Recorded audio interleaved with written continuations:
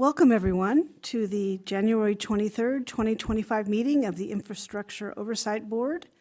I know we're only 3 weeks into the year, but it sure feels like it's been a year already.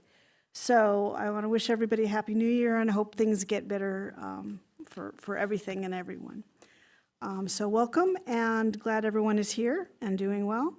Tonight we'll have public comment. We'll have a total of 3 minutes for people to speak if they wish to speak during public comment. And you're also welcome to call in at 818-238-3335. And what we'll do, go ahead and move on to the flag salute.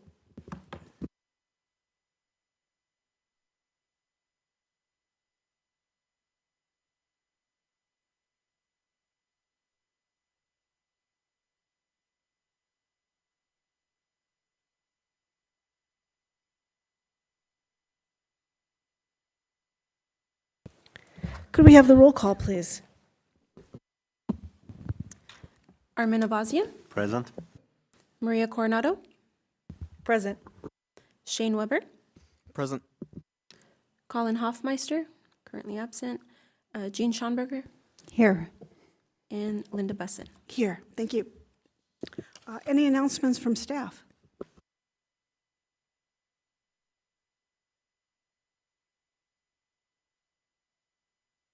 Okay, and any public comment? No callers at this time. No comment. Okay, thank you. And so we will move on to the consent agenda. Approval of minutes of the IOB meetings held on December 5th, 2024. Any questions or comments or changes about the minutes? I move to approve the meeting minutes from December 5, 2024. Second. Thank you, everyone. Please go ahead with the vote. Armin Avazian, Yes. Maria Coronado, Yes. Shane Weber, Yes. Colin Hoffmeister is not here, Jean Schonberger, Yes. and Linda Bussin. Yes, thank you. And the motion is approved 5-0. And on to reports to the board. Update on the capital improvement program for fiscal year 2024-2025, quarters 1 and 2. Good evening, Chairperson and IOB board members. My name is Li Fan Shu, Chief Assistant Public Works Director, City Engineer. I'll be presenting the fiscal year 24-25, quarter 1 and quarter 2 CIP updates.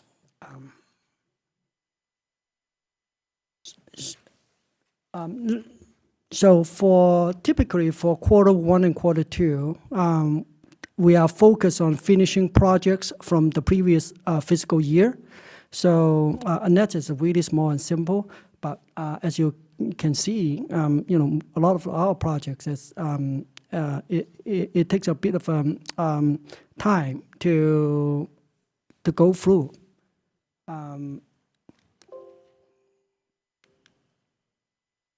So typically, the CIP has 3 phases. The planning, which including our step getting information, doing the investigation to figure out the scope of the project, and then present it for budget approval, including present to the IOB board for review and approval.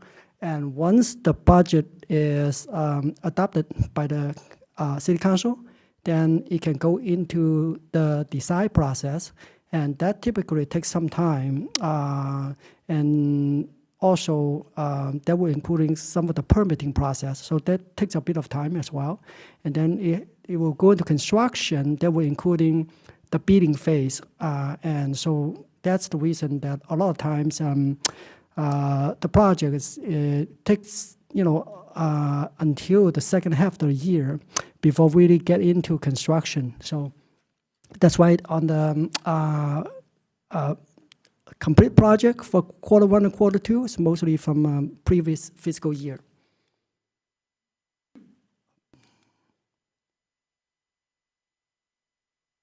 And before we get started, we would like to review just a history to get a context of for this fiscal year. So typically for almost a decade, I think on average, the CIP budget is about 20 million. And you can see there is a huge uptake in the last 2 years.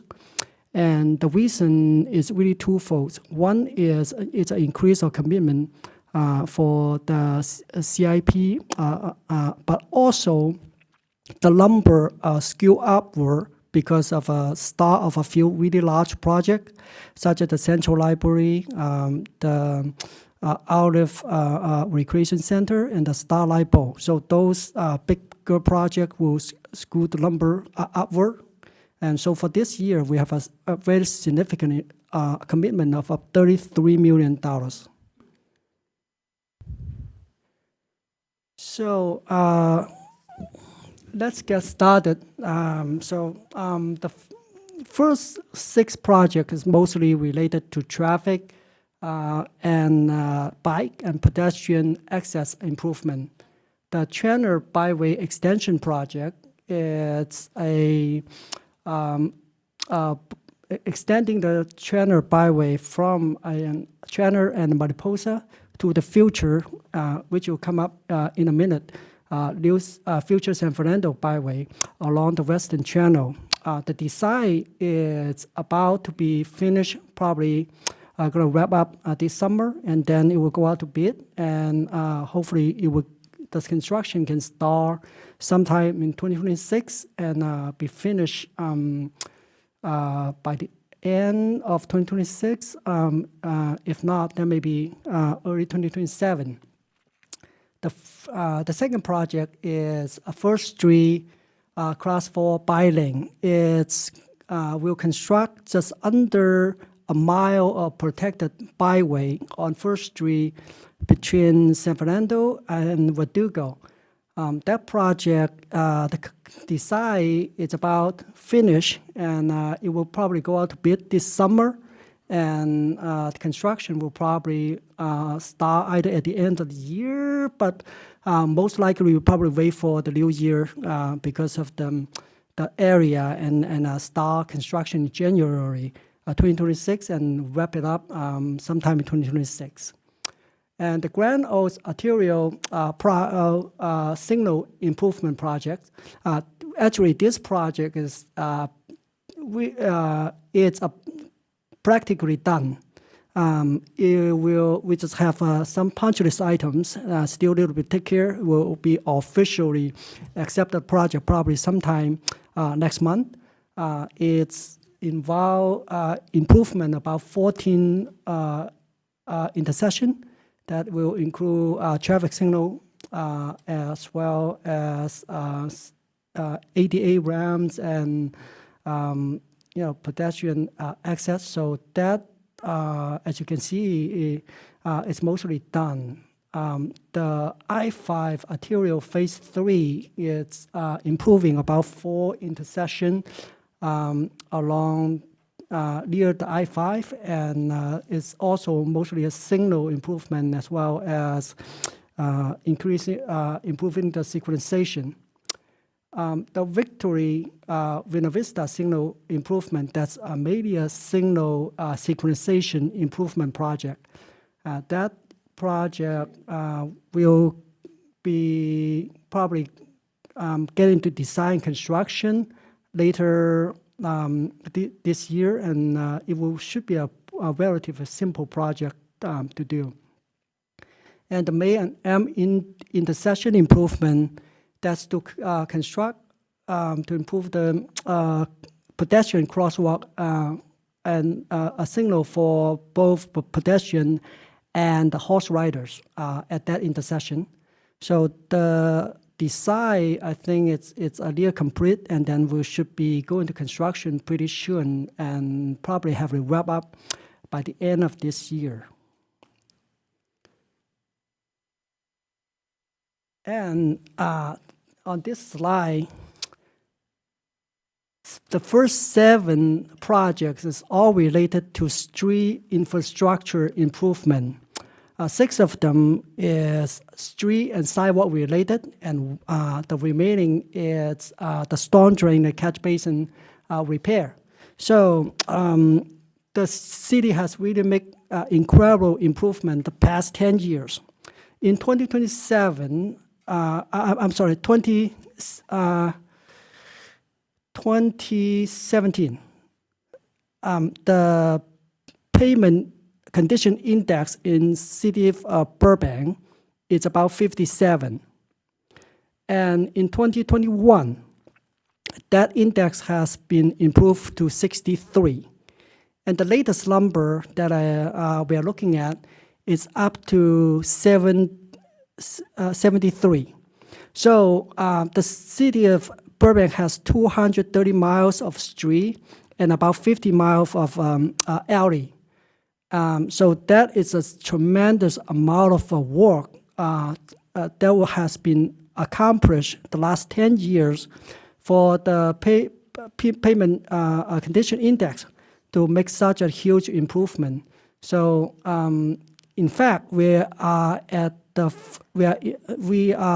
4th year of our current 5-year plan. We are ahead of a schedule in terms of achieving our target PCI.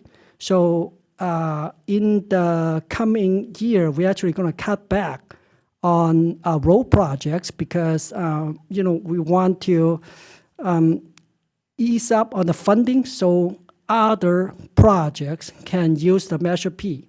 So the upcoming CIP will be presented to you in the next 2 meetings, and then you will have a chance to see our proposed project.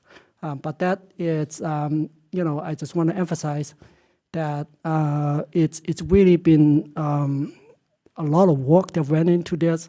And also, we also, at the same time, we have all these projects still remaining on the book.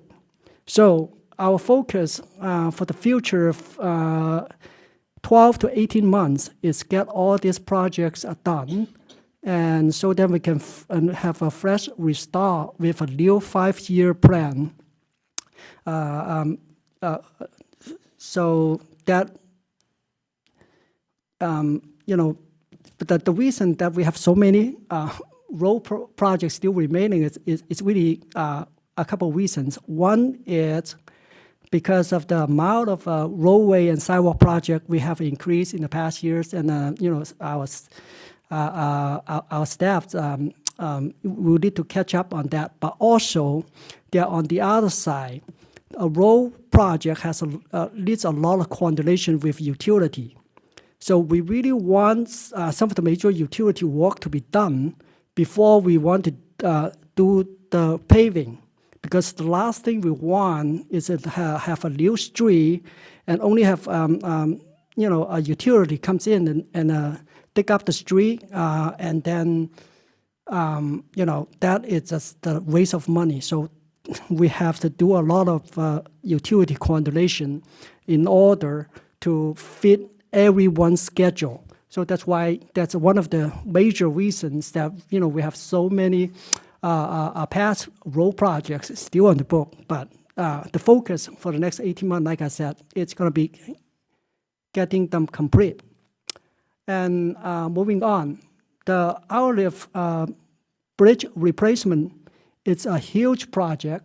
So for this year, we're going to start with updating the 2016 feasibility study.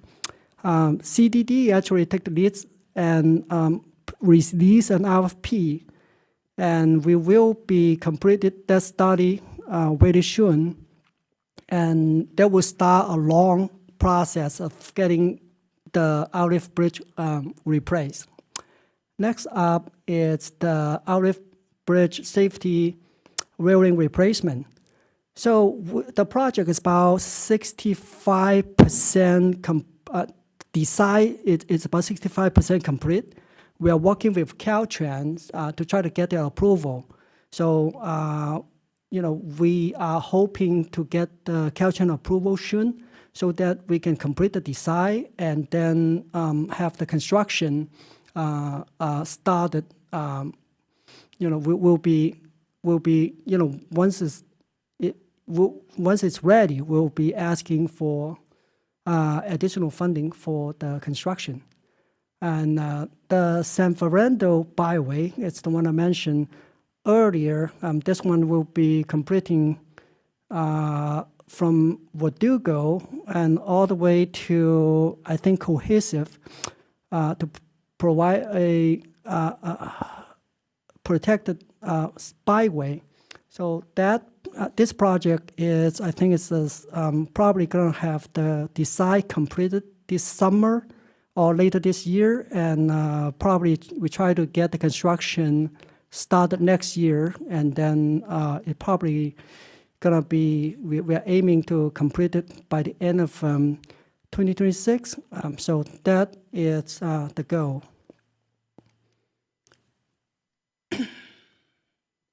So next up, we have a lot of facility projects, and one of the priority for us is the multi-roofing that should be out to bid pretty soon.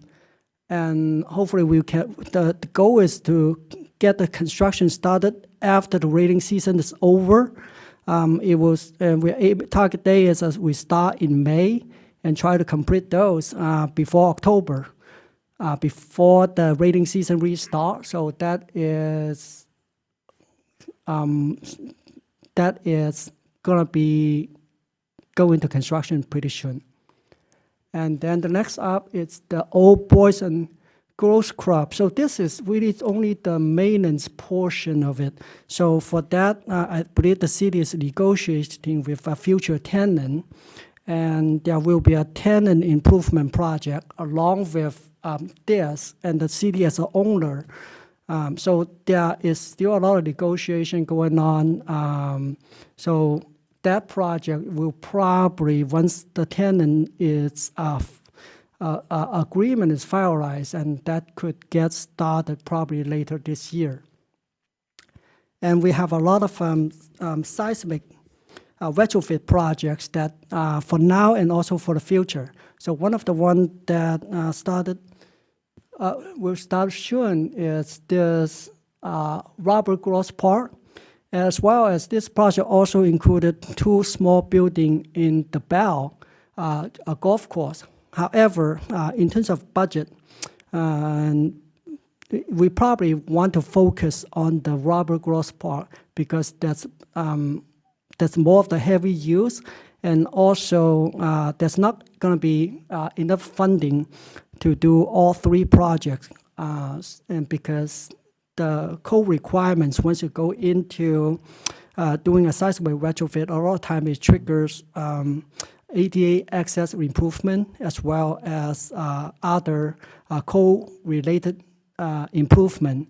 So we will be focused on finishing the Robert Gross Park, which because we have a lot of activity at Robert Gross Park during the summer, we want to avoid the summer camp.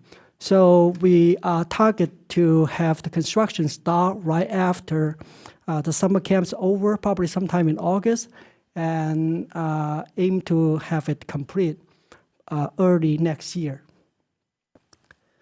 And the next one is really a major project at the yard. So we have CY, what we call city yard service building that's shared by Public Works staff and Parks and Rec staff.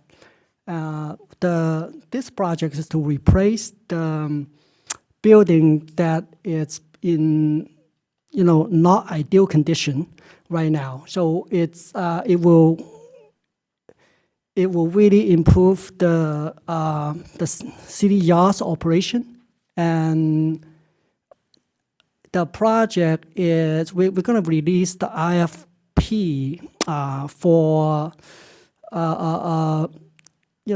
what we call a CMA process. It's a variation of a design build, and we're probably going to get the construction started probably later next year and have it completed sometime in 2027.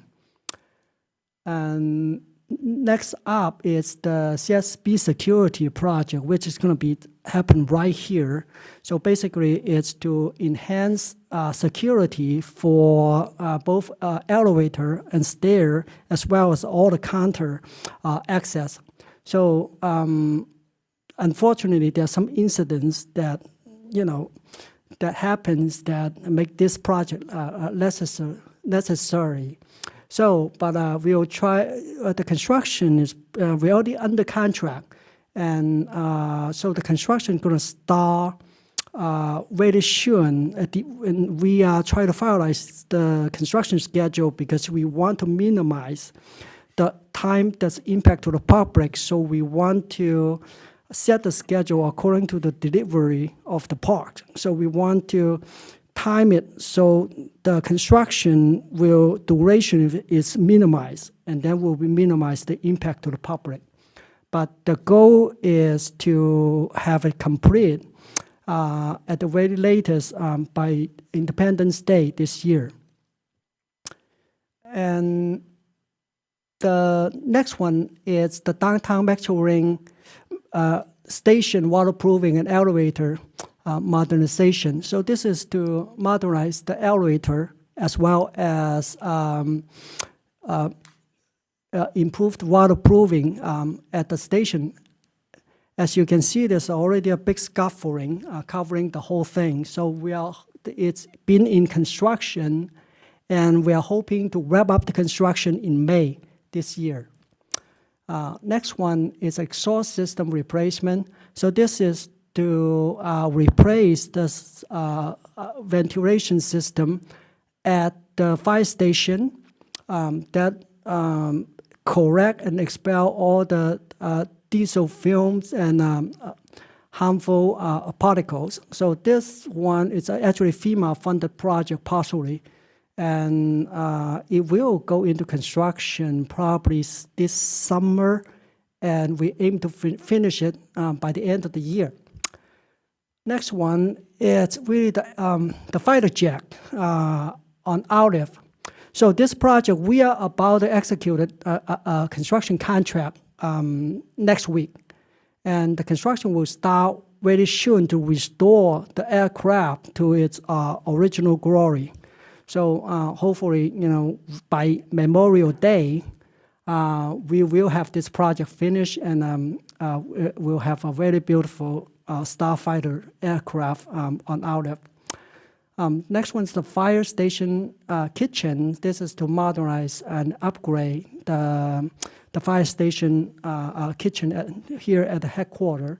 So that project, the design is probably going to be complete by end of March, and then it will go into construction this summer, and probably we try to wrap this up by fall this year. And next one is the foil park and park area lightings. So this is really to improve the lighting, especially in the parking area, and also in some area at the park to provide, security at night. So this project, the design is about to be complete, and we can go into construction probably later in the spring, and we are hoping to get this done sometime in the summer this year. The next one is the fuel system modernization. This one is, I believe is really mostly related to modernize the fuel system at the fire station, all the fire stations, as well as our fueling station at a couple of mobile fueling units that at the landfill. So this project, I believe, is also gonna be in construction probably this summer and aim to finish later in the year. And then the annual small capital improvement projects, I think we have already a presentation a few meetings ago by our Assistant Director, Damien. So you should you should already have all the details, but mostly this is about the smaller projects, and a lot of it is, I think 30% is electrical, and then we also end up with a lot of low voltage improvement. Those two will probably add up to be probably 2/3 of the projects for this year. And then the remaining is interior finish and some structural improvements and all plumbings and all the other facility related. And the next project is the PD, Forensic Service Area Modernization. This is really to upgrade the forensic lab of the police. We are about to execute a design contract probably next month. And, the design is aimed to finish probably later this summer. And then we can go into bidding and construction, probably start next year. And then we try to wrap this up probably by end of 2026. And the next one is the new EOC.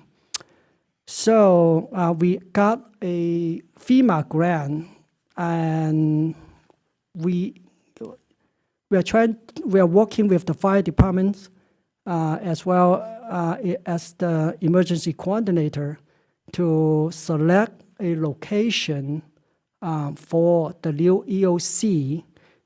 So this probably going to be a multi-year project because of the complexity of it.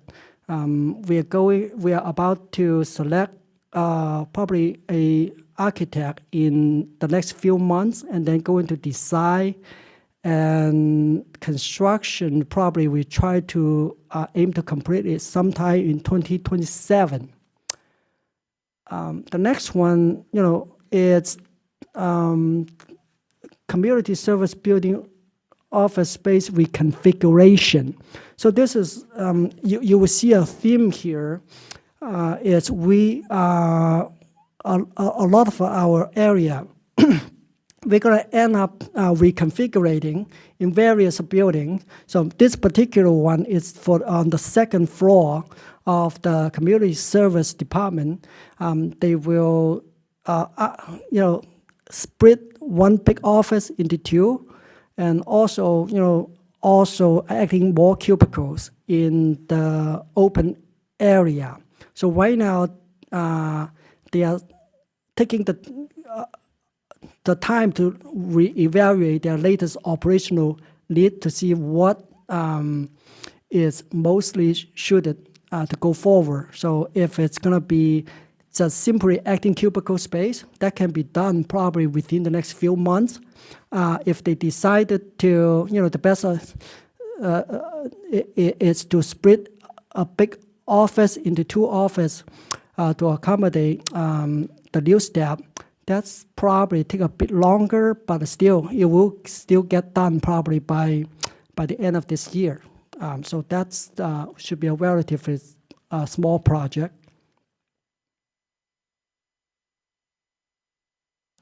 The next one is the jail control system modernization. So this is to upgrade the PD's jail locking mechanism. So this project is probably going to get started in summer and be completed by either by end of the year or early next year.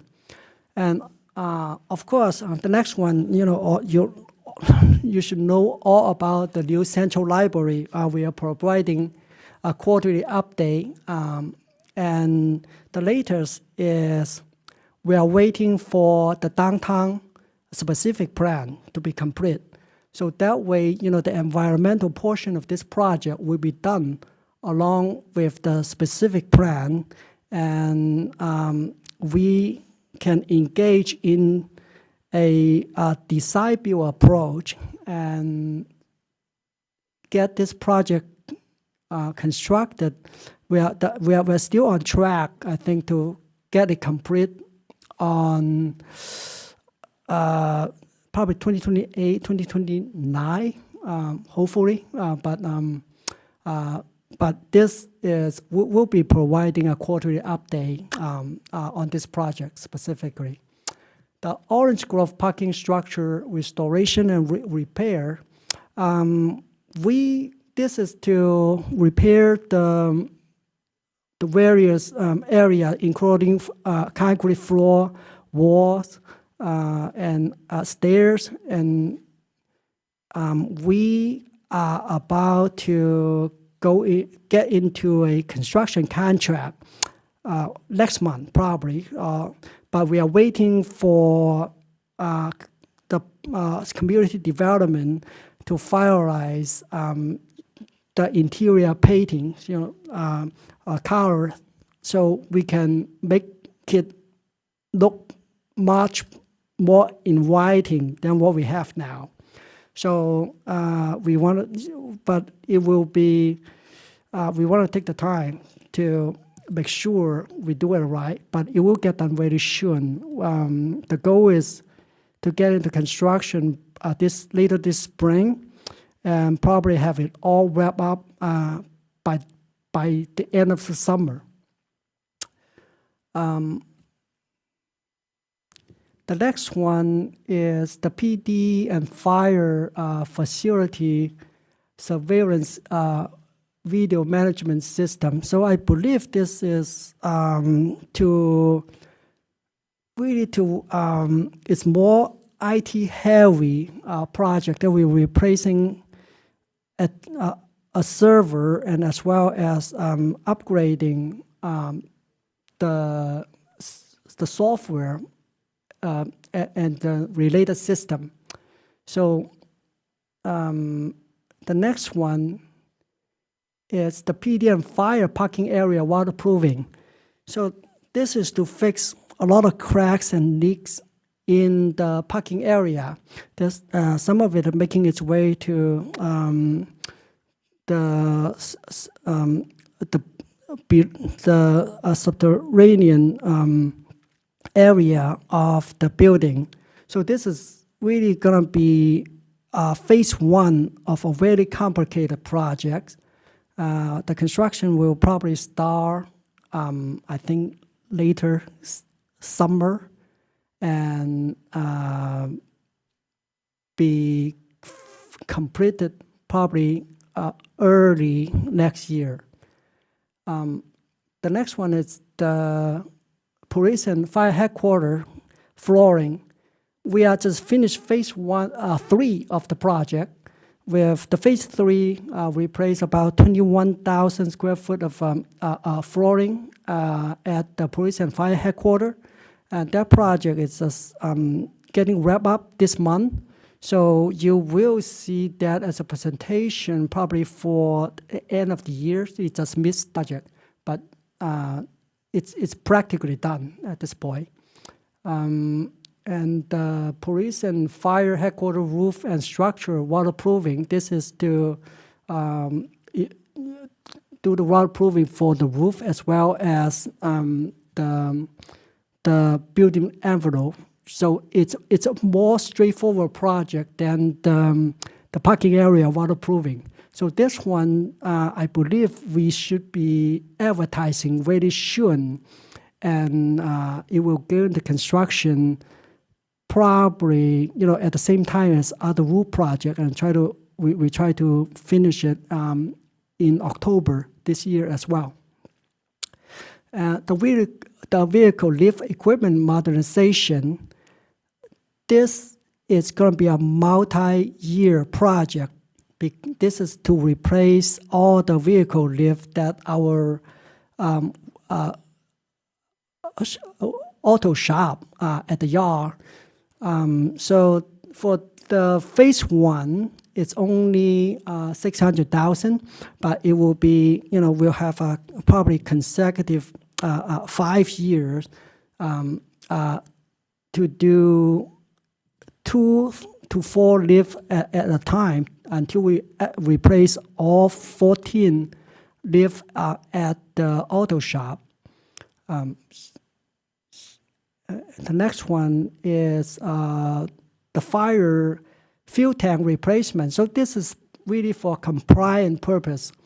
I believe we already removed the existing tank. The next step is to construct above ground tank replacement. So that project will also aim to get construction started probably in the summer as well. And we are aiming to get it completed by the end of the year or early next year.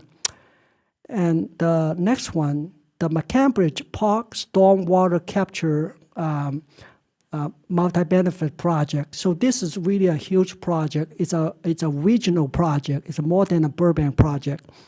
This is probably $45 million stormwater quantity improvement projects that gonna correct millions of gallons of stormwater and infiltrate it to the ground. And most of these projects we are trying to get funded by Measure W fund, as well as we try to apply for grant as well. So this project we are hoping to 100% funded by Measure W and grant. The design will probably start later this year, but it's a multi-year project. Currently, it's projected to be completed in 2028. Next up is the city fountain restoration project. So we are currently out to bid for this project. This is really due to the recycle water requirement that was introduced a few years ago. And we have to completely redo our fountain system in order to make that happen. So it's much bigger effort than what initially looks like, because there's huge underground infrastructures that supports that city fountain. So we are aiming to get construction in a couple months, and aiming to get this project completed by probably Independence Day this year. And the next one, City Attorney's Office reconfiguration. So similar to a couple of projects I mentioned before, it's also about reconfiguring existing office space to fit more staff. This project, actually, as I am speaking, it's probably starting construction right now. It's due for some abatement tonight. With phase one of the construction started tomorrow night. So, but the majority of the work is probably gonna get done in March, April, and we are aiming to get the project completed before the summer comes. So with that, I'm introducing our Parks and Rec Director, Marisa, and she will be presenting Parks and Rec projects.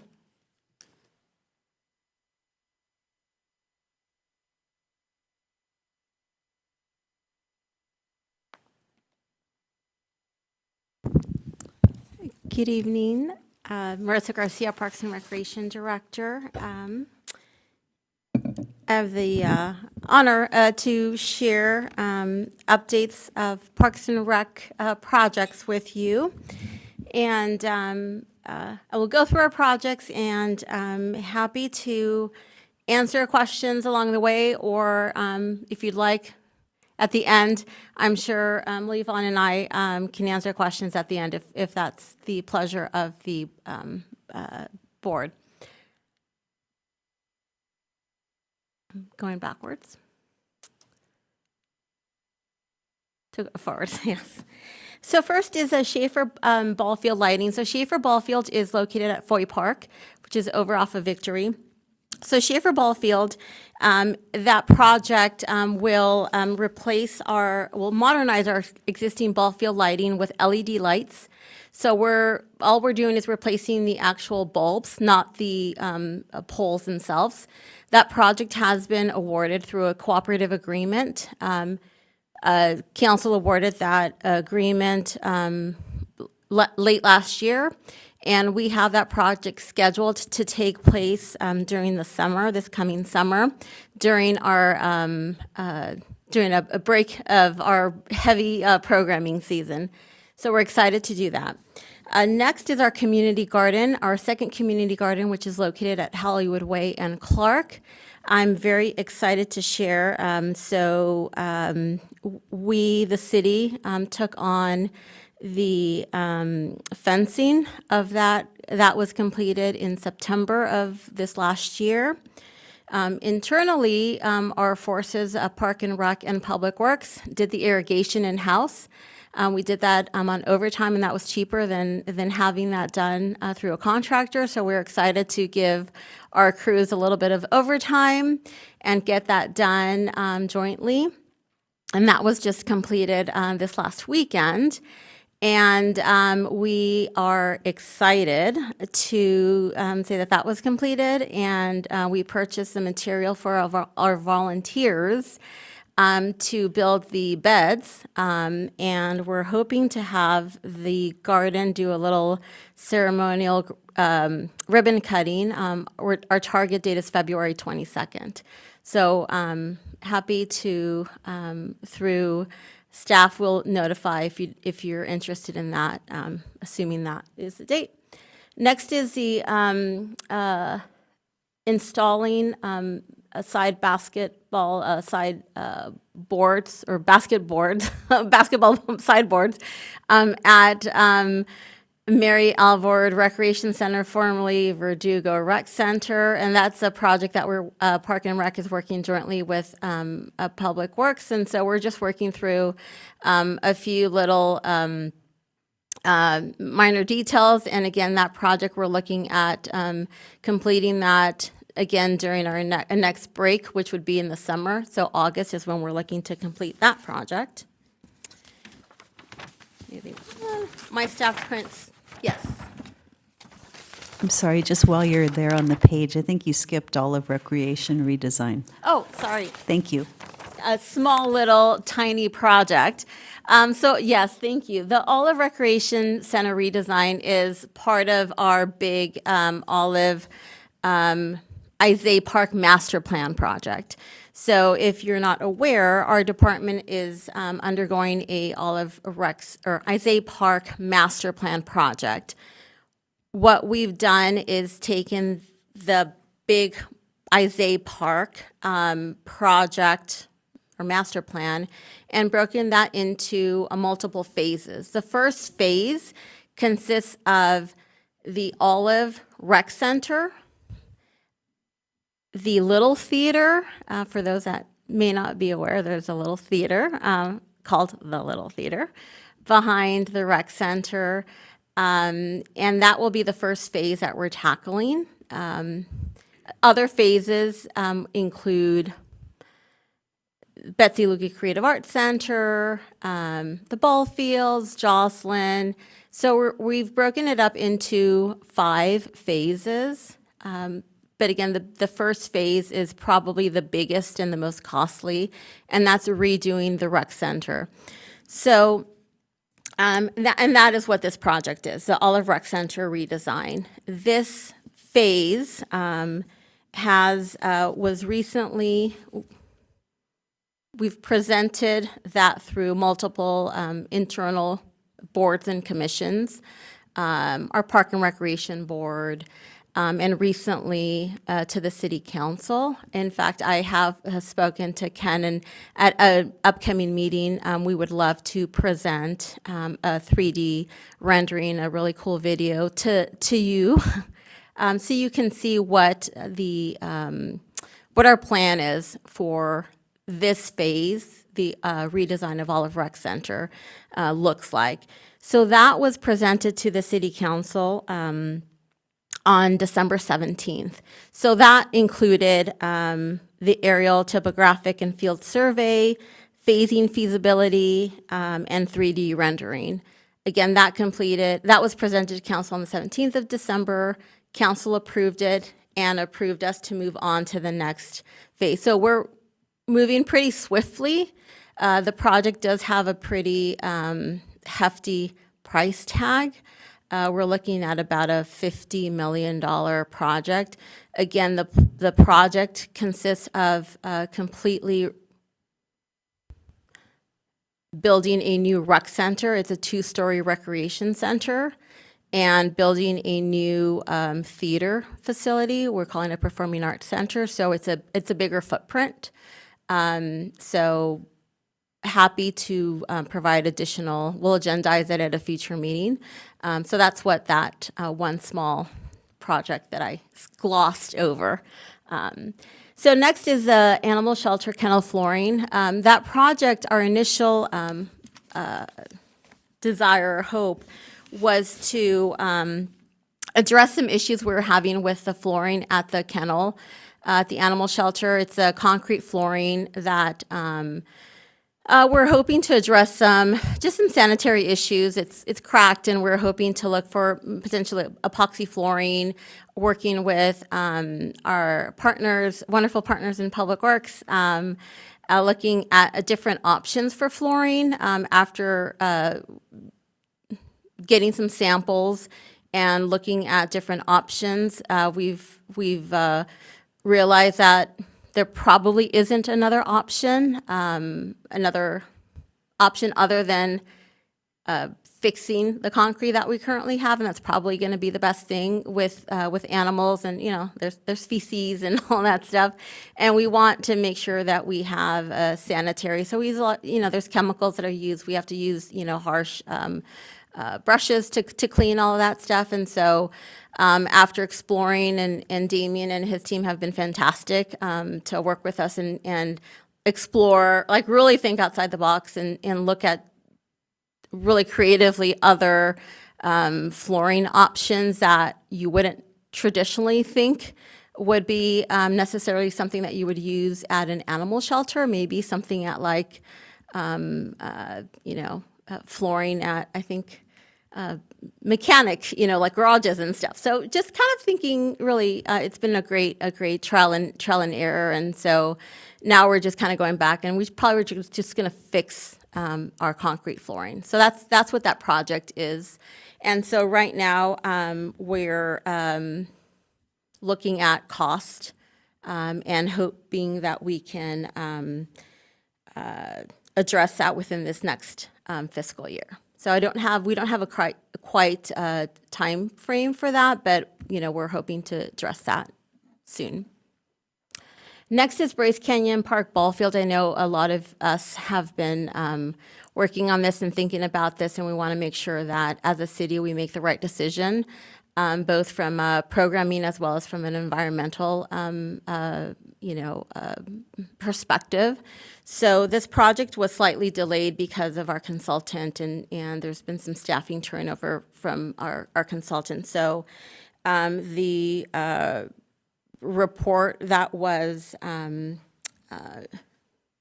being worked on has been sent to staff, is being reviewed by staff.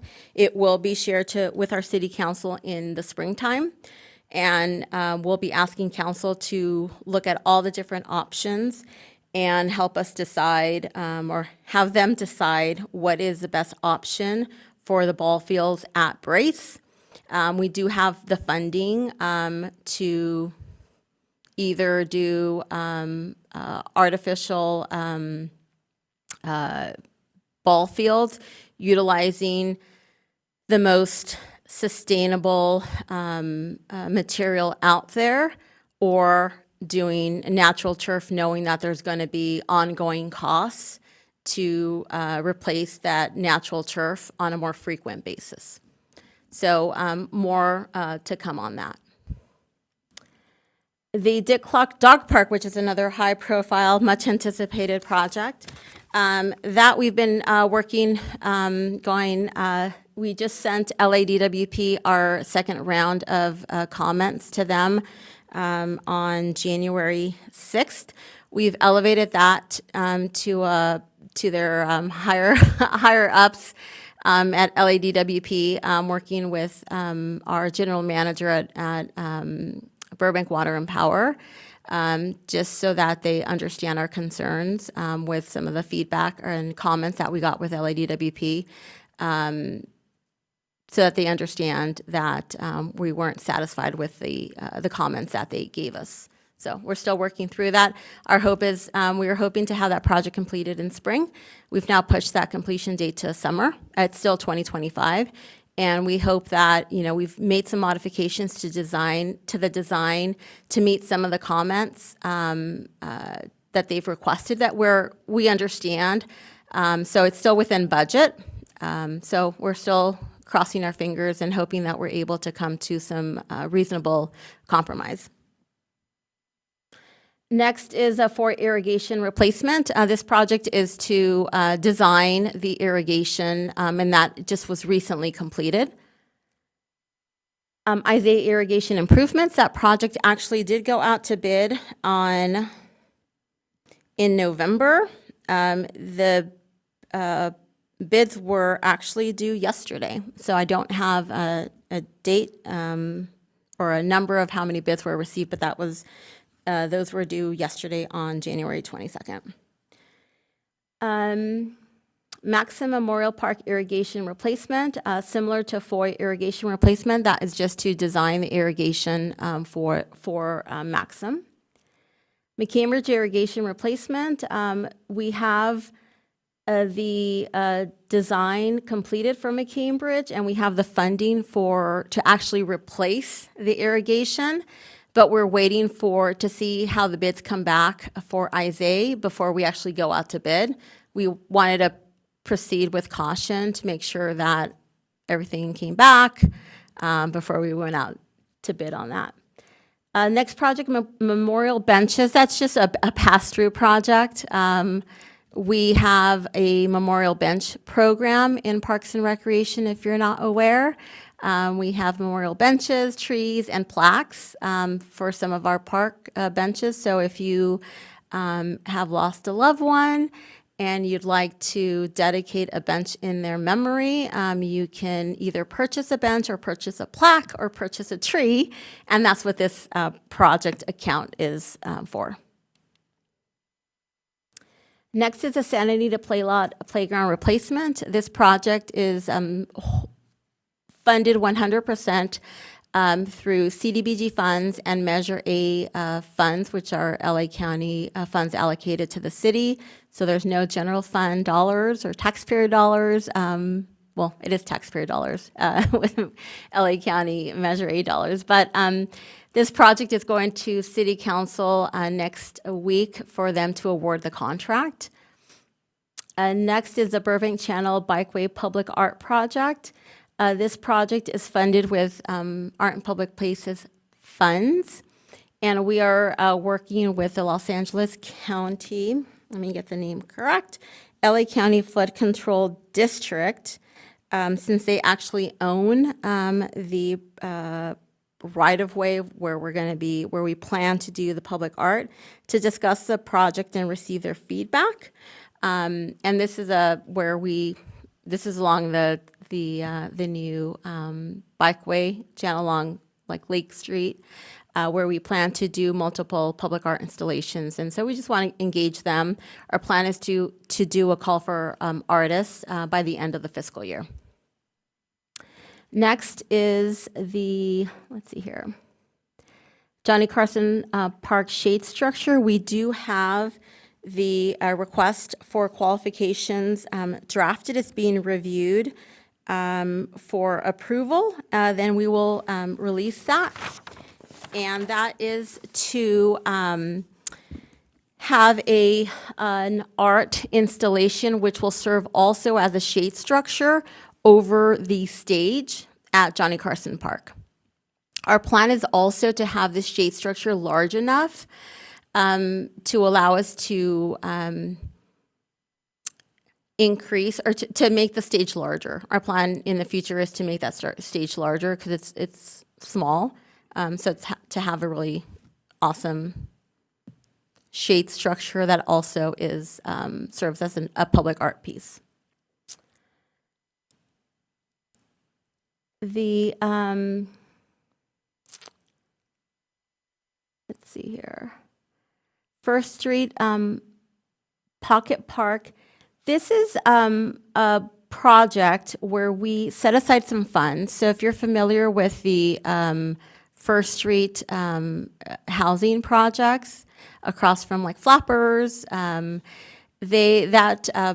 development as part of one of the conditions of approval was for them to develop a pocket park.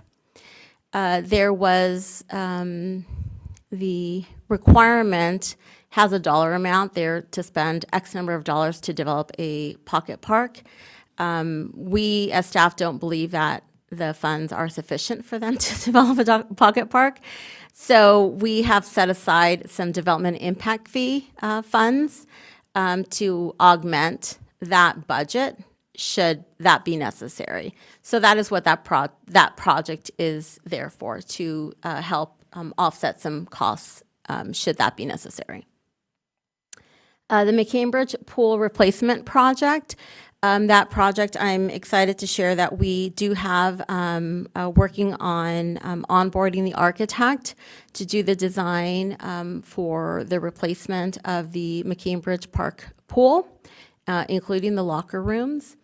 And we also are working to onboard the consultant to start the environmental process, the CEQA process for that.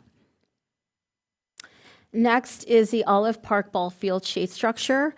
That shade structure will be also done through a cooperative agreement. The cooperative agreement was approved by council on December 17th. Our plan is to have the construction started in June and completed before the start of the season in, I believe we will be starting in August. So again, during the summer months where we're have that little bit of a break. Starlight Bowl Amphitheater, and that's for ball fields 1, 2, and 4. If you're familiar with Olive, we have 4 ball fields. One of them has shade structures over the bleachers, so we want to put shade structures over the 3 that don't have. Starlight Bowl Amphitheater transformation, we are very excited to move forward with transforming the Starlight Bowl. We have already started the community engagement process of the Starlight Bowl. You'll start hearing more about it throughout this year. We'll be doing community meetings, community engagement, really getting the community excited about the Starlight Bowl. If you have not been to the Starlight Bowl, which I hope you all have, but the Starlight Bowl is an really great amphitheater tucked up in nestled in our hillside. I call it a mini Hollywood Bowl. Seats just under 4,000 people. We have a grass area that's super popular, and we have a great summer concert series and do a 4th of July celebration there. So our hope is to really transform that theater, and again, it's going to be it's a lofty project. But really, make it so that the venue can be utilized for more than just the summer, where we can start in the spring and really go into the fall, similar to like a Greek theater, while still being sensitive to that residential area. So that's why we want to really engage the community. It's going to be a long process. And so this project, it really, we use the word transformation. It's really going to transform that theater. And so this project, This next year will include starting the environmental study, right? The CEQA study, traffic study, community engagement. So doing a lot of the legwork now. We have started the conversations internally with all of our departments, right? From police, fire, water and power, right? Public works, you name it. So that's what our plan is for this year. And so we hope to get just a lot of information gathering this next year. Maple Street Park Playground, I'm happy to share, and you'll see some pictures in the next few slides. That project was started and we completed that right before the end of the calendar year. Brays Canyon Park Playground replacement is currently under construction, as is McCambridge Park Playground replacement. DeBell Golf improvements. This is the 5th year of a 5-year plan that we have for DeBell.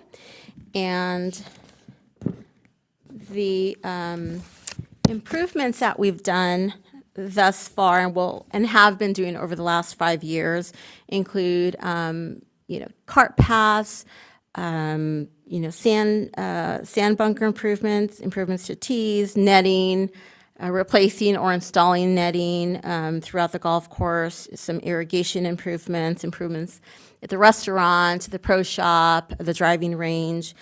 So we're just continuing to do that, as well as the par 3, which has needed and continues to need a lot of TLC. And last but not least, this last project here is DeBell irrigation replacement. So in 2022, and we completed it in 2023, was redoing the irrigation for, I believe, 10 of the 18 holes. And so we are looking to, over the next year, is designing and replacing the next, the remaining 8 holes at DeBell. So DeBell's just like any other park. It's actually the one park that uses the most water in our park system, and so we want to make sure that we are responsible and efficient in the use of our water. I will say that we're on irrigation, on recycled water, but again, it's just more efficient. We want to make sure that we're responsible, and it saves us time, so we're able to identify if there's any leaks and all of that stuff. The fact that it's also on a hill, again, it's just making sure that we're have the our irrigation is state of the art. And with that, here's a list of all of our city projects, both Park and Rec, Public Works projects that have been completed for the first 2 quarters of this fiscal year. I won't go over the list because we have pictures. So I will start, and then I will turn it over to Lee Fawn, who will, so we'll start off with some Park and Rec completed projects, and we'll turn it over to Lee Fawn, and then we'll both be happy to answer any questions. So first, this is Valley Park ball field shade structures. So this, one of the things that we're doing in Park and Rec is installing shade structures over our ball fields, again, providing a great, as best we can, experience to all of our spectators that come out and want to enjoy, watching their children or friends play. So this was completed this past August at a cost of $243,580. So to the left is what the bleachers looked before and after. And this was done through utilizing a cooperative agreement. And this is improvements to our clubhouse at DeBell. So before the clubhouse, the room initially it was set up as a meeting room for some of the clubs, and then it like morphed into there was more weddings or just special events. So it was set up for, it was utilized in that fashion. So we made some improvements to make it a little bit more pleasant for brides or grooms to have a more of a nicer environment before their big event.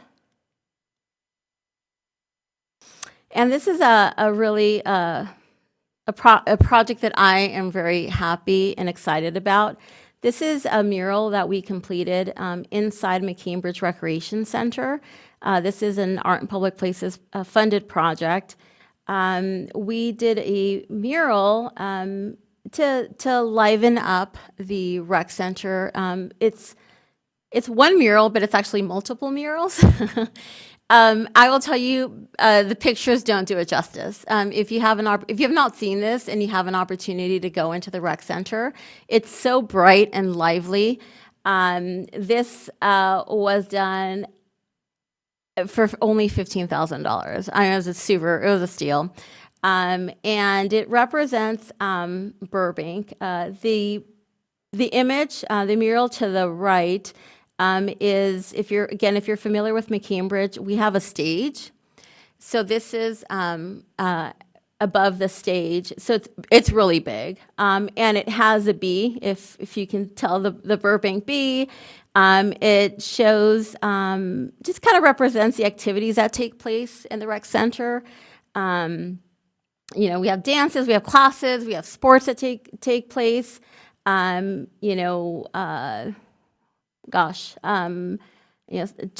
playing the guitar, we have guitar lessons there. It's just really fantastic. Then if you're, then to the left, you see, again, some activity, some sports. You have to the bottom, you see like fireworks, right? It's representative of like the fireworks that the fireworks displays that we are also, that we put on.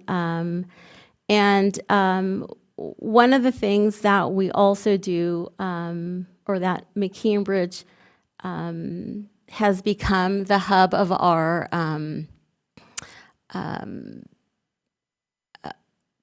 we've become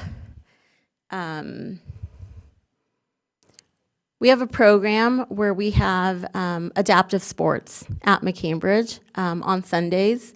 So we do adaptive fencing, so wheelchair fencing, wheelchair rugby, power chair soccer.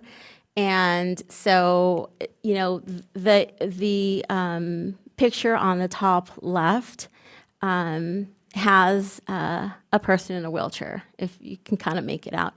So it really is representative of our entire community.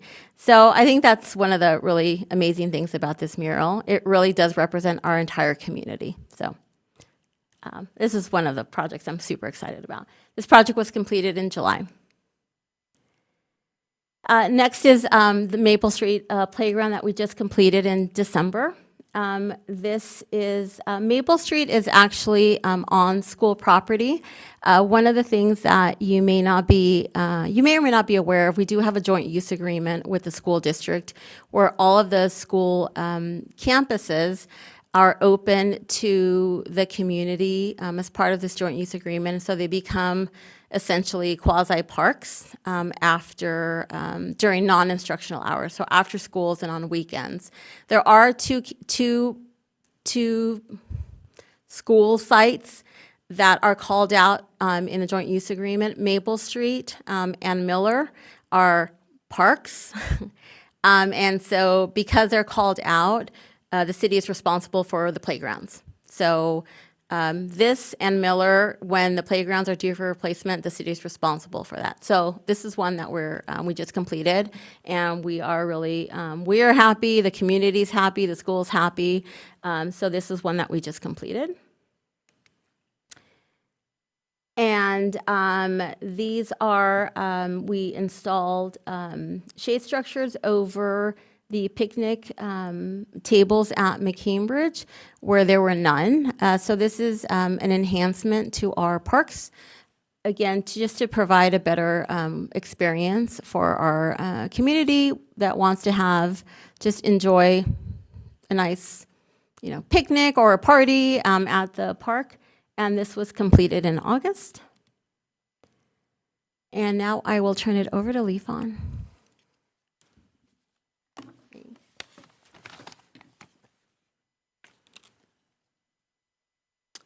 Thank you, Marisa. So what you're looking at is our our pavement rehab projects. That's really a big part of that. In the past 10 years, that's improved the city of Burbank's road condition tremendously. And for this project, we have paved about 14 center line miles. And we also started a pilot project for paving about 20 alley. So it's tremendous amount of work.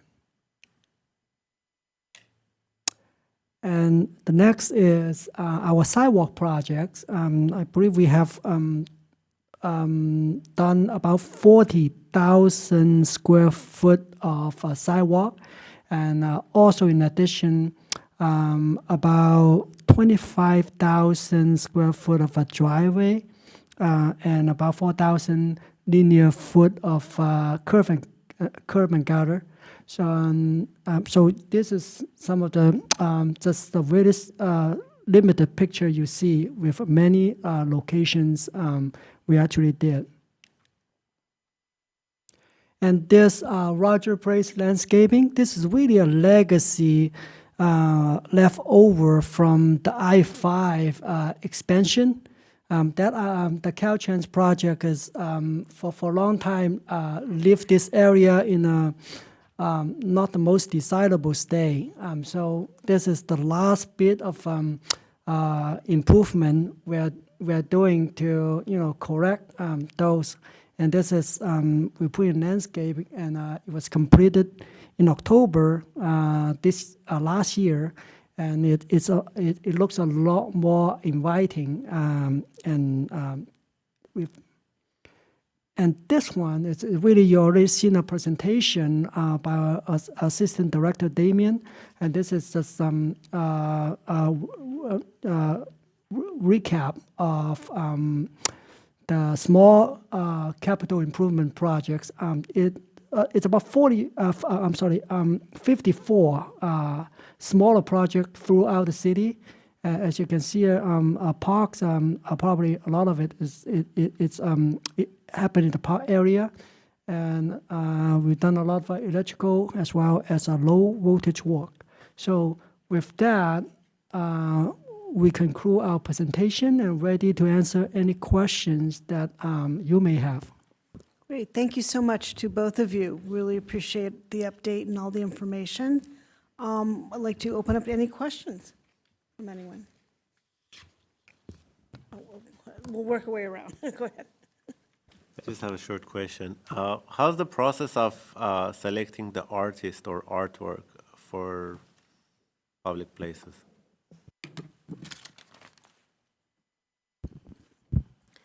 Typically, we do a call for artists. So it depends, but generally for city projects, we'll release and do a call for artists. So artists will submit their proposals, and there's a committee that reviews and will make a selection. They'll interview and make a selection. But it varies depending on the project. But those are for city projects. Sure. Go ahead. Thank you. I have a question regarding the commitment to infrastructure for fiscal year 24-25. We have $33 million. I'm just curious, is that funding that is already allocated to projects, or is that a total of the project budget amounts? Yes, those, the 33 millions is what you have approved last year. So 17 million of it is Measure P. So the rest of it is various funding, including SB1 and other special funding. So that's what you approved last year, and then also the council approved last year, and then in the few upcoming month, you will have a look of what next fiscal year's project looks like. Okay, thank you. Is the city of Burbank paying 100% for the Chandler extension, or are there other agencies contributing to that, other municipalities? I believe for that project is, I believe is all, it's either 100% funded by grant, and if there is any matching fund, it will come from special funding like Measure R, Measure M, that kind of local return. So I don't think any Measure P or general fund is used for that project. Okay. You'd mentioned that the Glen Oaks project may be completed next month. And I noticed that there is a $1.7 million excess in funds. Is that just money that hasn't been dispersed, or is there going to be a It's surplus? just, we haven't paid the bill yet. That's all there is. So it's, we pulled that from our finance system Oracle, and it's just, there is a gap between the project's complete and the contractors submit the invoice, and then the city pays the bill before the lumber make it into the system. Sure, okay, that makes sense. You mentioned that the city has 230 miles of street and I believe 50 miles of alleyway. How much of that is the city replacing every year? If you, so, so last year, it's about 5%, but that's very aggressive. Right now, we are on a very aggressive schedule, and now that we get our payment condition index number up to a desired condition, we may pare back. So we'll have a less aggressive, probably 5-year plan coming forward, but still able to keep the road condition in a good level of service.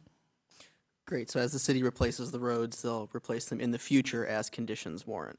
Yes. So, every city is required to do what we call a payment management plan to make sure that each city's the roads is in good condition. So we are at the 5th year of our 5-year plan, and we just got the draft for the future 5 year, and things are looking good at this point. We are making some final decisions, and we will be finalize the future 5-year plan.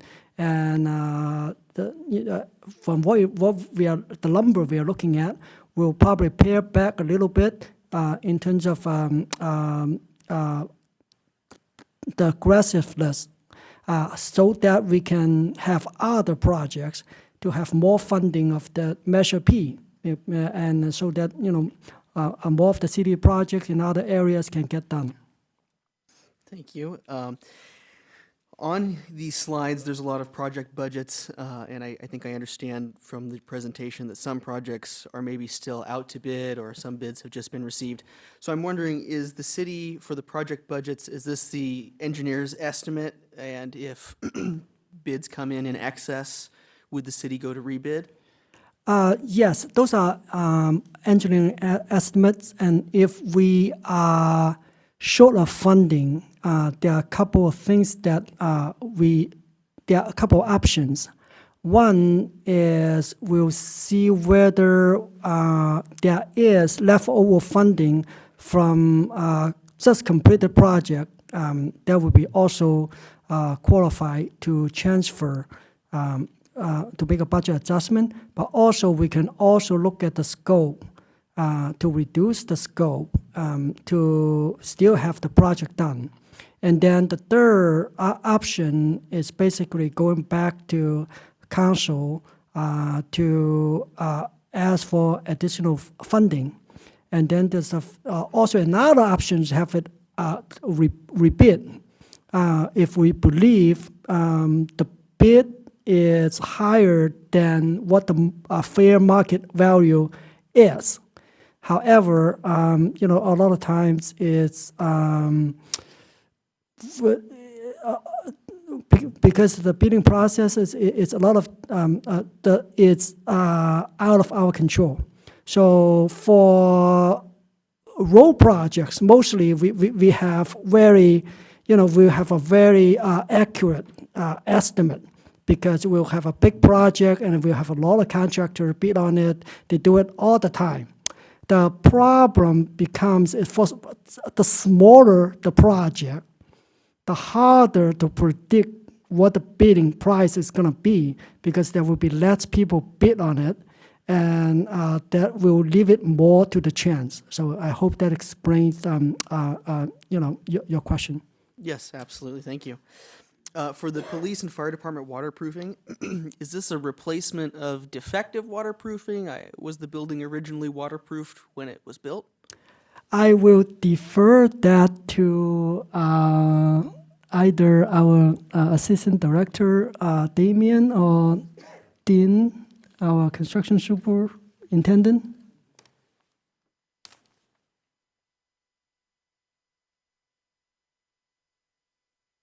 Good afternoon, Damian Skinner, Assistant Public Works Director. Yeah, my understanding is when the building was built, there were defects in construction. So what this project aims to do is remedy that, basically go through. We've done some investigation, we're going into design, and to figure out the improvements that would essentially just make the building watertight again. Sure. Okay. Sorry, were you finished? Is that? Were you done? Yeah. Yeah, okay, sorry. So for that waterproofing, I don't know how old the building is, but I imagine we're beyond any period of time that you could recall the original installing contractor for repairs? Yeah. Okay, thank you. That's all for that one. All right. For the Schaefer ball field, did I hear correctly that that is also at Foy Park? Okay, I noticed that there were two projects. I think they were split up, one Public Works and one Parks and Rec, but both relate to lighting. I was just curious, are they performing the same work under these two separate projects? No. So the ball field lighting is strictly the lights at the ball field. The Public Works one is dealing with the lights in the park, like the parking lot and ambient park light. Sure, okay. Okay. And then my last question regarding the Pocket Park.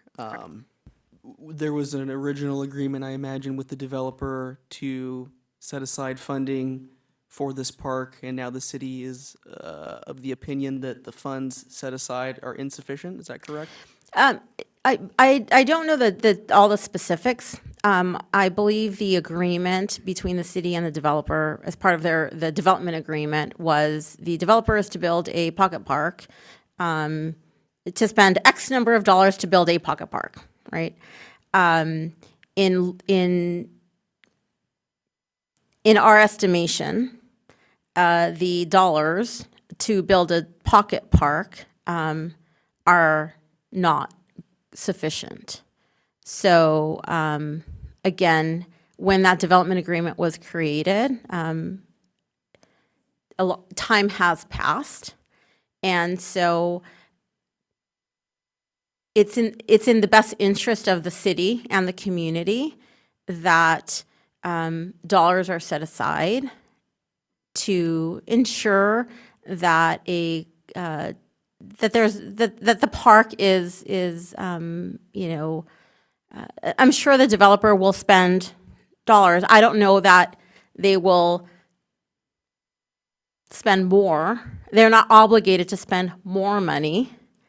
because they're not required to, right? They will spend, I'm going to make this up, right? So don't quote me. Okay. So let's just say the agreement says the developer is to spend $500,000. The developer is to build a pocket park, spend $500,000 to build a pocket park, right?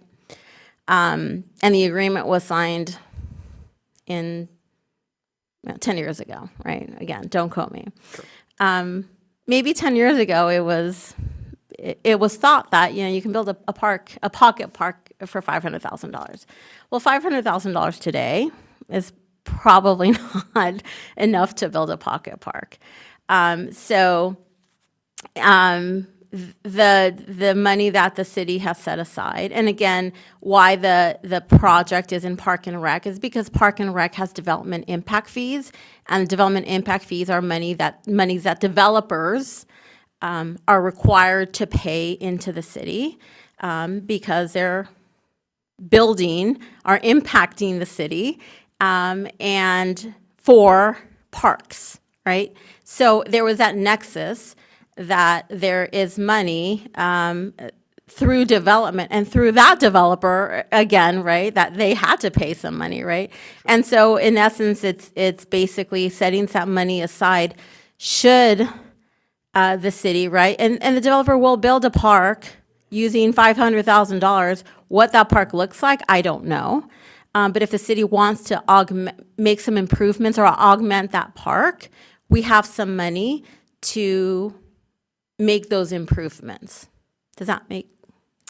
Yes, so the developer at some point agreed to allocate some funds for the park. It Correct. still has those funds or wherever they may be. Correct. And this is just now, right, due to time past and an increase of costs. The city Correct. wants to potentially supplement any kind of shortfall.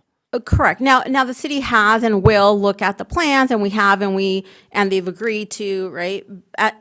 This is a public meeting, but the developer at some point may say, hey, the city's approved these plans, and these plans that we've agreed to, it's now going to cost us twice as much, and we're going to start taking, instead of planting, the 50 trees that we agreed to plant, we're now going to plant 10 trees, or we're now going to plant this.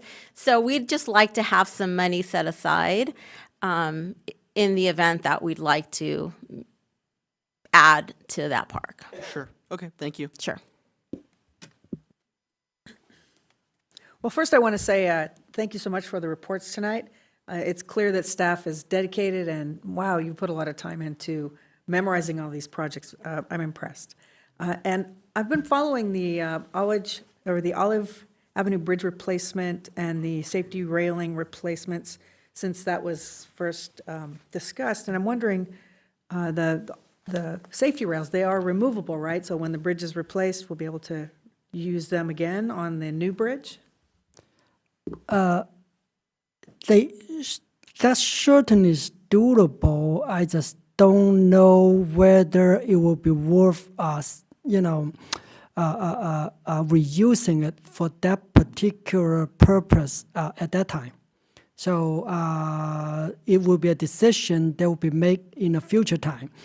Because if you look at it, the replacement of the Olive Bridge is probably cost somewhere close to between 500 million and $1 billion. And you're looking at some railing at that time will probably be in use for 10 years. That's originally cost, in terms of a construction, that's probably more. But in terms of the material itself, it may not worth that much. So it will be a future decision in a future time. So you're saying it'll take 10 years before the bridge is approved and ready to build the total replacement? We are hoping faster than that, but realistically speaking, for $1 billion project, I'm just projecting a more realistic timeline. But of course, we are hoping to get that done sooner. I understand. Will there be any federal grant money for that project? Is that something we've applied for? And has any of it absolutely, been that's approved? what we are trying to. One of the goal for the upcoming evaluation is how do we get grant to pay for this, because if it's all on the city, that will be a tremendous burden. But fortunately, there are a lot of grant opportunity that's available for this kind of project. So we'll be very aggressively looking for grant opportunities. And wouldn't some of Measure M funding be available for this as well? Yes, certainly it could, but it will be probably a drop in the bucket. We're probably looking to a bigger grant opportunity that's more tailor-made for this kind of purpose. That will be for any kind of a grant for bridge replacement. That would be much sizable than the Measure M. So certainly it's an option, but we're probably looking for bigger opportunities. Great, thank you. It's always nice to see the infrastructure replacement, much like the Burbank Bridge, seeing that one replaced, upgrading our community and beautifying even the freeway, right? So thank you again for your hard work.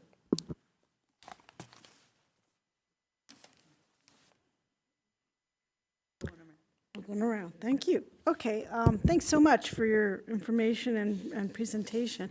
I have a question about the project, the Victory and Buena Vista Signal. Anyone who has the Citizen app and gets a report on the accidents happening in Burbank knows that almost like once a week, there's a major accident at Victory and Buena Vista. So could you give us a little more detail as to what the improvements are for that signal and how we hope to make that intersection safer for everyone? Yes, of course. However, I will defer to our traffic engineer, who is an expert on this.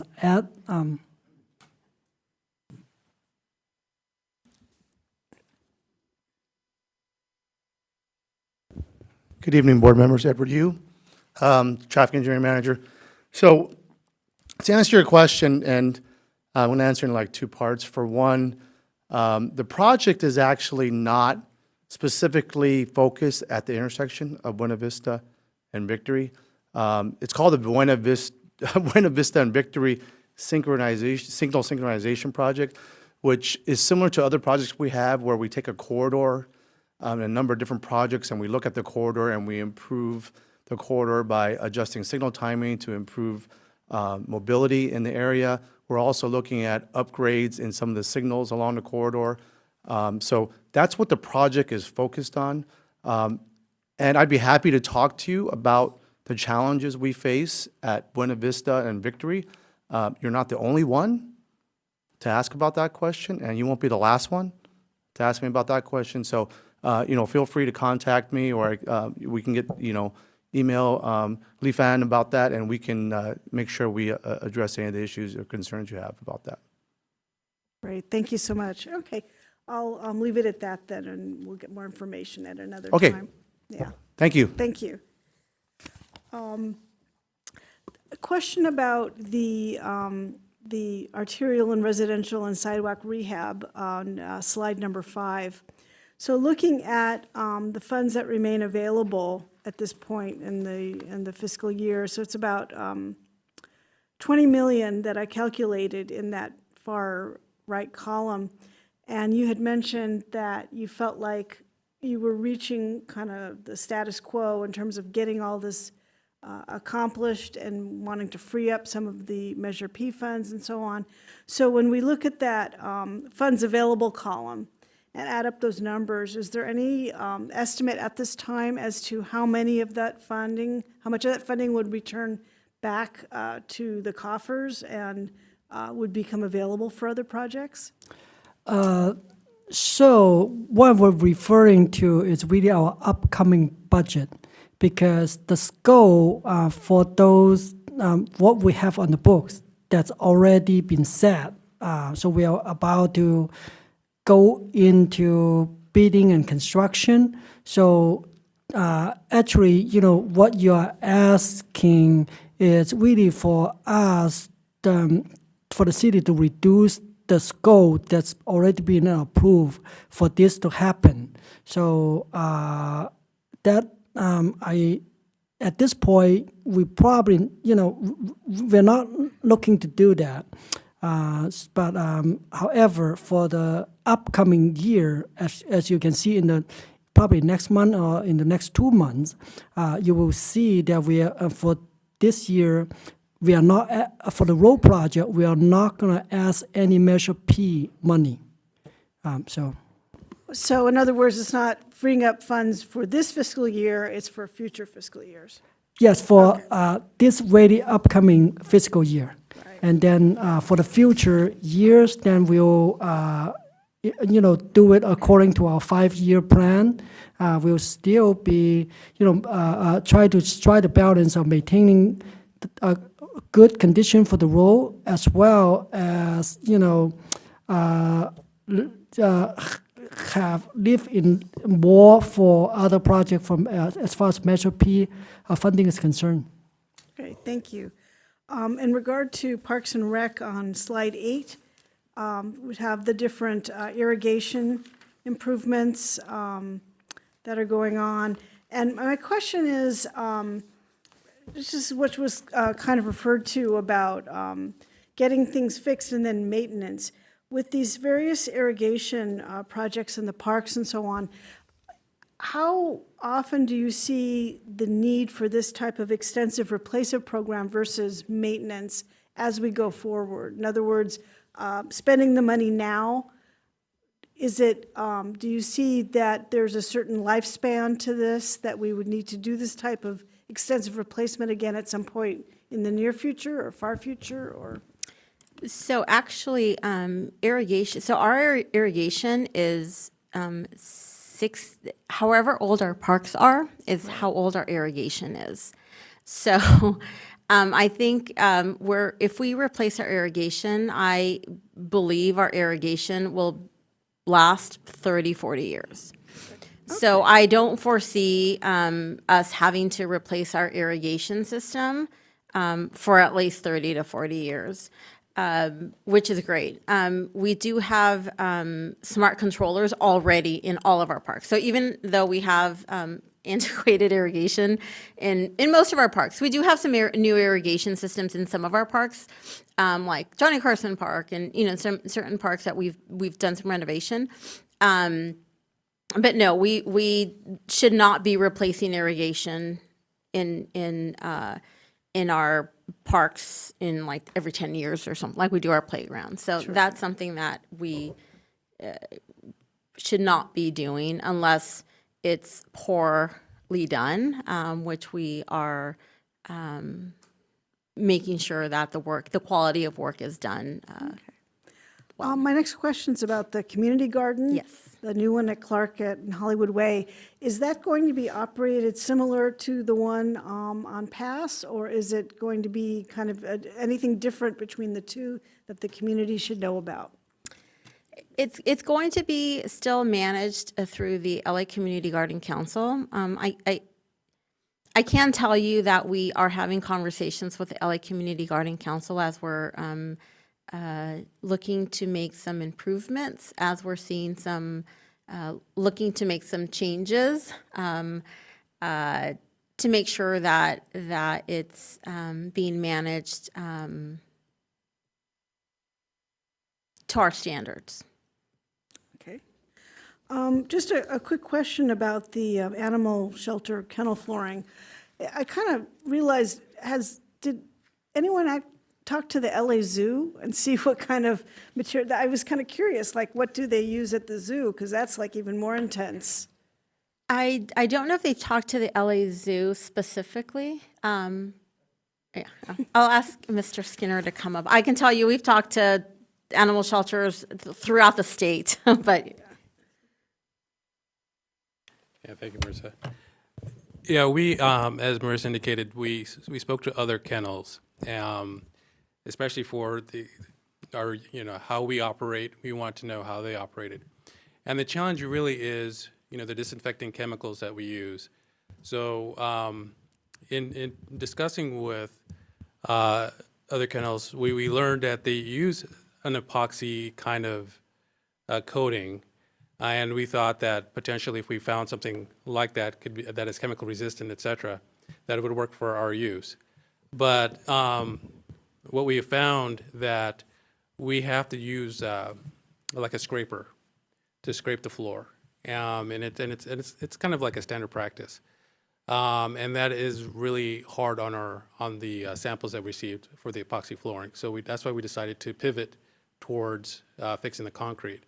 What we haven't been able to reconcile, though, is that in our particular application of us scraping and not working with epoxy floors, why is it somehow able to withstand in other jurisdictions? So we're recognizing that there is that disconnect. We just decided to, you know what, we know what works for us, and that's why we're going with the concrete refinishing. Okay, yeah, I just had a sudden flash of things I've witnessed at the LA Zoo in terms of people cleaning, not kennels, but, bigger areas. I'm just curious if maybe something like that would be helpful, but. And I think the zoo also has a mixture of like natural spaces, right? This is all concrete. Yeah. And, concrete is porous. So that's why the chemicals is needed to really disinfect on a regular basis. So it's kind of a harsh cleaning, but it's needed to keep, the diseases down, et cetera. All right, great, thank you. Let's see if there was anything else. I just had one last question.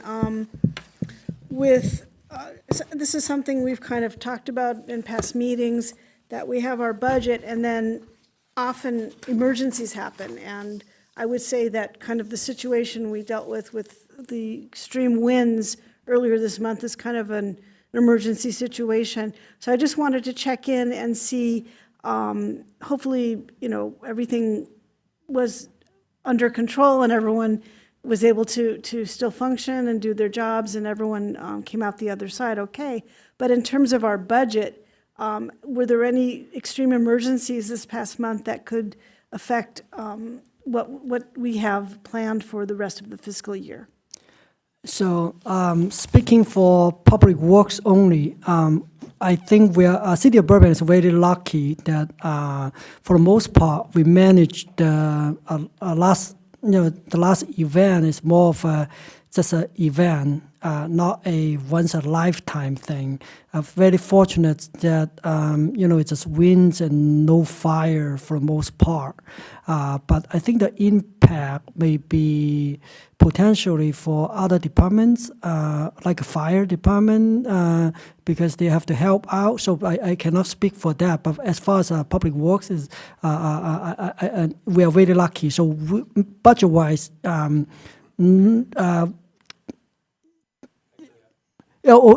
probably our facility assistant director Damien probably have more to say about this. LaFawn is absolutely right. We were very lucky that we were spared a lot of the natural disaster, but we were hit by the winds, and our roofs, some of our roofs took a beating. And we have not been able to go up there, to go on each roof and do an accurate survey to find out exactly the extent of the damage. But what we can see are the shingles on the floor and things like that. So we are looking to put some money in the budget to address quite a few buildings that were hit by these winds, yeah. Okay, thank you for that update. Yeah. Okay. Do it. Thank you to both of the main presenters and to the staff. Thank you for coming tonight and sharing some more of your background work. I have a few questions, just sort of mostly about how things work on some of these. The first one is on the McCambridge Stormwater Capture Project, and you mentioned it's part of a much bigger and multi-benefit project. And if I understood correctly, it's so then the stormwater would infiltrate the ground, like it's runoff that we're going to infiltrate the ground with. Did I understand that right? That's correct. So Okay. for this project, it's mostly underground. So it will be building underground infiltration trenches, infiltration basin and then restore what's on the surface. So for the most part, after the project's done, you will not see anything different other than, we may take the opportunity to improve, what's on top, like a ball field. But that may be, the city may have to, pitch in additional funding because this is, a lot of it is grant funded. It's a very specific purpose. And it's really, for the most part, it's for stormwater to infiltrate it to the ground. So on one hand, that naturally is a cleaning mechanism, and then also at the other, on the other hand, is a recharge of our groundwater supply. So that's really what, in a nutshell, what this project is about. Thank you. And actually, that anticipates maybe part B of that question, and recognizing it is maybe more of a BWP question than a Public Works question. But do we get to keep that groundwater, or is that part of the LA deal That's that we don't get to keep it? That is a very technical question, actually. It comes down to who controls the groundwater in the city of Burbank. So I would rather, defer that to BWP because I don't know how much the city has the pumping right, within our city, and then how how much of it is, which treatment plant it goes to once those water are pumped. So it's a very technical question. I would defer that to our water department. Okay, thank you. I mean, any water in the ground is good water in the ground, but it's such an interesting arrangement between the two cities. I think the rest of my questions are Parks and Rec. Thank you, Lifan. On the community garden, you mentioned, and recognizing it's a small project and maybe one that, it's hard to bid a small price. And so you mentioned that we were able to use city crews with some overtime, as opposed to contracting that out to somebody. So it just reminded me of a question I've had. Are our city employees in any union? Yes. Okay. So the union typically has requirements about when employees have to be the person or the personnel performing services versus going to third parties. So I'm just that's great that at least in a small project we were able to use city staff.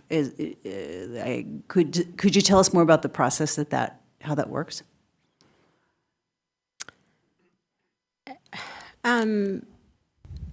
Well, we have irrigation technicians. So we in Park and Rec, for example, can do small irrigation. I don't know specifically, the process in terms of when things are outsourced and when they're not. This was an opportunity for us to get this project done. I don't want to get into, a conversation. I don't know that this is necessarily the right venue also to talk about staffing and contracting or outsourcing. This was just this project, we wanted to get it done. It was just, a quick, small project. And so this was just an opportunity for us to pull our resources and get it done. And so it wasn't something, super controversial, I Sure, would say. no, Yeah. I think it's Yeah. great. I mean, Yeah. I think that's great to be able to utilize Yeah. our staff and probably yeah. comply with our union agreements and do it more cost efficiently. So just I like the model. Correct, right. And I would say that, oftentimes this being a small project, right, I would say that, there's definitely rules and for the most part, some of these larger projects where we do go out to bid and are large projects and we just don't have, the resources or the expertise to get some of these, to do some of these larger projects in-house. And so I think supplementing is how I would say that a lot of how our internal and external or how we utilize some of our third party or contractors to help do the work, right? So, Thank you. sure. I will at the end propose as an agenda item to get the Parks and Rec presentation about Isay Park. That sounds really interesting. Yes. To see. Yes. And then coming back to some of Board Member Weber's questions on the Pocket Park. So again, recognizing this is CDD Yes. negotiated and Yes. 10 years ago. I'm just, with Front Street being one of the early, bigger housing developments approved, and knowing there are many more in the works, if you're involved in any way, again, recognizing CDD as the leader on this, can we get an inflation escalator or, something like that into the developer agreements? I'm really just sort of putting it out as No, it's not, I know absolutely. it's not, you're not the Yeah. person doing this, but how unfortunate that the passage of time, the impact of inflation, as you said, it probably sounded like enough at the time, but it's too bad we have to come back and do that when we've Correct. got so many of these big projects now in the pipeline. Correct, and I will mention that I think everybody from staff to council, recognizes that as a built-out city, we lack open space, we lack parks with more development. I think there's a great need and desire for more parks. I will be the first one to say we need more parks, and there's I think I commend our planning staff, just the mere fact that they've negotiated a pocket, which is going to be very small, but 777 Front Street, very excited for that park that will be coming online, still in the downtown area. And it's going to be, you have SB 35 projects that, you can't negotiate, right? And so they're making a concerted effort to, when possible, to negotiate more open space in our communities, and I think that's really going to be important. It was news to me that there was a dollar amount tied to this pocket park. I don't know that. I certainly would not advocate for dollar amounts. I think there should be hey, here's a requirement, build a park, with certain conditions, and not tying a dollar amount. I will pass that along, or some sort of an escalator, inflator, or something. But I do appreciate that comment. I will pass it along. And it would seem like Parks and Rec has standing as a stakeholder to this process, because Correct.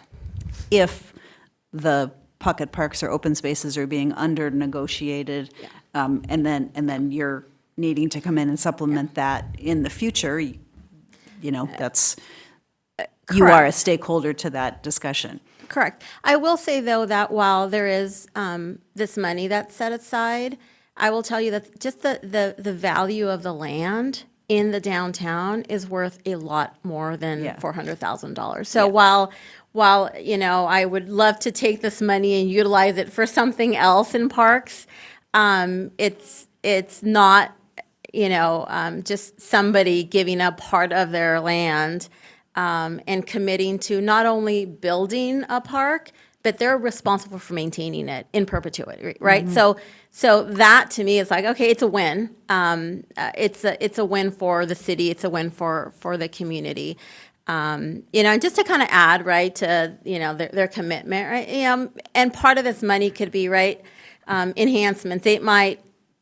We might agree to, they have to put a fence around it, right? Because they have to maintain it, and they might put a chain link fence, and we might say, well, we want a wrought iron fence. So we could use this money to maybe make some upgrades to what they're planning to do, right? They might want to install 15-inch box trees, and we'll say, no, we want to put, a 48-inch box trees so that we can have an instant shade. So that's where I think we can utilize these funds to help make some improvements to that park. So just kind of wanted to add to that. But Thank you.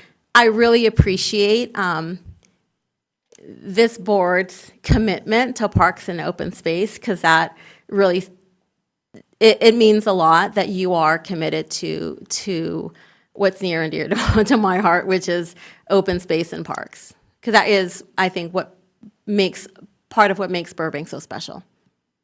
Definitely. Speaking of which, it was also really interesting to learn about the joint use agreement with BUSD. Even as a longtime resident of Burbank, I didn't know that, and I guess my perception was sort of like I wouldn't go on to school grounds after hours. So, is that something publicized, encouraged? Are there signs saying after 4 p.m.? We encourage, we try to educate the community. Okay. So, many of you may know or may utilize the high school fields, the tracks to walk, right? Yeah. So that's why the high school fields are open for the community to use. I know that maybe the schools don't put big shiny, we're open signs, because they don't necessarily want everybody on their, on the campuses, because it's, there's more maintenance and there's, stuff that happens, right? But it's good. We try to educate the community, and it's just a way to bring more parks and open space to our communities, right? And this is how we're able to provide open space to our residents within a quarter mile of your home. If you don't live close to a park, you probably live close to a school. So, and if the school gates are closed or locked, let me know and we'll make a call and we'll make sure that those gates are open, because sometimes they will forget to leave them unlocked. Good to know. Sure. And finally, just want to really applaud that McCambridge mural. That's definitely like the best return on investment For sure. Per dollar of all these projects, and I hope we can do more of that. Yes. Great. Thank you. Sure. Thank you for all these great questions. I really appreciate everyone's attention and involvement and time. Do we have any follow-up questions? Go ahead, please. I've got one follow-up question regarding the McCambridge Park stormwater capture. As Vice Chair Schamberger points out, this is a multi-benefit project, which potentially the city of Burbank may not even be an end beneficiary of. Are there other participants in terms of payment for this project? Absolutely. I believe majority of the cost is actually going to come from the regional grant. So the city of Burbank is only a portion of it. So I don't have the dollar amount in terms of on top of my head, but I do believe vast majority, it's going to come from the regional grant. And the city of Burbank is only a matching portion in terms of typically it's only there is a formula calculating for it. The city of Burbank will pay for its contributory area, and then the rest of it will also pay. So and then so I think at the end of the day, only a small portion of the cost is shouldered by the city of Burbank, and it's by the city of Burbank's Measure W local return. Okay, thank you. Anyone else? Any follow-up? No? Thank you both so much. We really appreciate your commitment and time and information. So we will move on to introduction of additional agenda items. I have one possible to schedule if Parks and Recreation could come present the Isay Park vision to us. Great, thank Thank you. you. Anyone else? Go ahead, please. I have a few items. It's been a long time since we've been presented about the BRT project, Metro's Bus Rapid Transit, NoHo to Pasadena. And I know that the project is moving full force ahead, but whoever I talk to in Burbank, they are not aware of this project coming in this inner city. I would like to get an update on the BRT and see what's the latest progress of the project in Burbank. The next item I want to propose is to have an update on our payment on that project. Very good, thank you. Anyone else?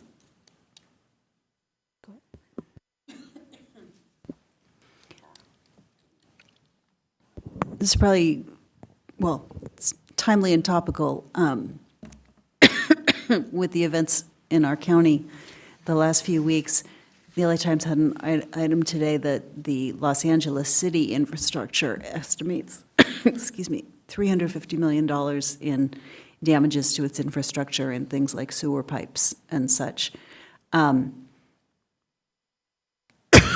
not saying a big report needs to be commissioned, but I'm sure it's on everybody's mind. What is our infrastructure resilience plan, if we have one? Excuse me.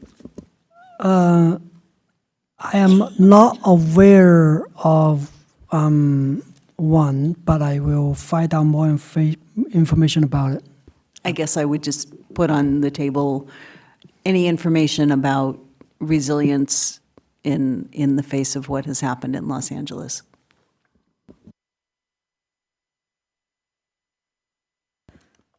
Okay, thank you. And finally, any pending agenda items? Yes, I think our city attorneys has something to say about that.